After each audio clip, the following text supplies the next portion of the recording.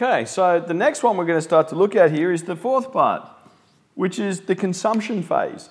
Okay, so we've moved through that, we understood how they came to the decision, we've influenced them, they've come to us, they've obtained the good and service. So far, everybody's really happy, everything's working the way it's supposed to work because we're good marketers and we really understood what was going on and we had the consumer at the center of all our thoughts. Now we're thinking about, well, okay, now they've got our good and service, how are they going to be using it? All right, so start asking yourself, well, how do you use the goods and services you get? Okay, if I go back to the computer, well, how do you use a computer? You turn it on, you do whatever you're doing with it, it goes for a while, it might last for a few years, whatever it happens to be. So it starts to come into use. Do you drink it? Do you eat it? Do you play with it? What do you do? How does the customer use your good and service? And for how long is that going to happen? Okay, how long are they going to be able to use that? Okay, we have different product, well, they're going to last differing periods of time. I buy a washing machine. The washing machine, I might be able to keep washing with it for the next bunch of years. It comes to my house, I use it, I wash clothes.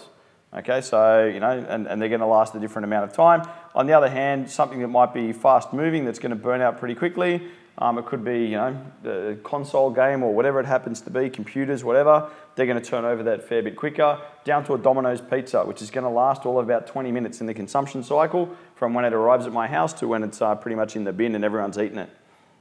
The next thing is, well, we need to start asking ourselves, well, if it's a product, well, how do they store it in their home, in their garage or their office, okay? How is this product stored?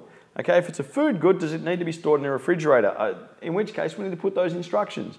If they're going to store it in their house, well, do they just leave it on a shelf? Can we sell a cover for protection? Okay, if it's a car, can we sell car covers? Can we sell them a garage? What else is going to come into this that we need to start thinking about? Okay, the storage aspects and how we can assist our consumer with the storage of those goods and services. The next thing we start to think about is, well, who's using the product? Okay, so there could be a bit of a difference here between the purchaser and the person actually using it. So I might buy something for my kid. So I've gone through all this to buy a present for my daughter. I'm not the person using the goods and services, she's the person using the goods and services. So actually we need to start thinking this could be an entirely different person. So who's the intended consumer of this product at the end of the day? So who's the user, the person that's going to get it? If I'm buying flowers, okay, because it's Valentine's Day, I'm not keeping the flowers, I'm giving them to my wife, okay? So what drove me to obtain those flowers to give to someone else, and where are they going to be stored? I need to think about that if I'm a florist. Okay, the person purchasing and the person using are not always the same person.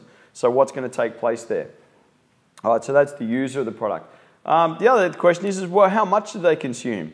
As I said, if you're the florist and you're selling to me, well, I'm going to come probably only about 4 days a year. I know that I'm going to be there on Valentine's. You've got that absolutely. Probably going to be a birthday, and maybe one or two other anniversary and maybe one other special occasion, and that's about it. You'll see me 4 times a year, and that's pretty much all you're going to see me for.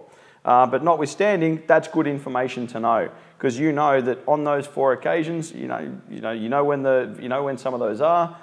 Start getting that information. If you can get me on your mailing list, we talked about a loyalty program, you can find out when those 4 days are and start sending me emails. Hey mate, have you thought about buying your flowers this week? Okay, these are the sort of ways that you can start to shape that behavior in there. Okay, so, and start driving consumption. Tell me about special deals, etc. Whatever it is you want to get me to use more of your product. And then also, you need to start asking, well, how does the product compare to the expectations of the person that got it? Okay, so if we've built up our product and the customer buys it, it needs to be able to deliver on that promise. And that's what we're talking about here. How does it compare to the expectation? If we keep advertising things a certain way, people expect it to work that certain way. If people open our packet, rip in there and are really disappointed that the product doesn't live up to expectations, well, what's that going to do? That's going to start pumping back up here. They've had bad knowledge, they don't like us, they don't trust our messages, they tell their friends, and all that stuff over here, the word of mouth and all that, starts working against us. So we need to make sure that down here, that when they get to the consumption point, that the product is living up to the expectations that we set for it. Okay, so the considerations here are how they're going to use the product, where are they going to store the product, at home or the office or in the garage, whatever, who's going to use the product, how much of the product they're going to use, and how the product compares with their expectations. All right, cool. That's consumption. Great.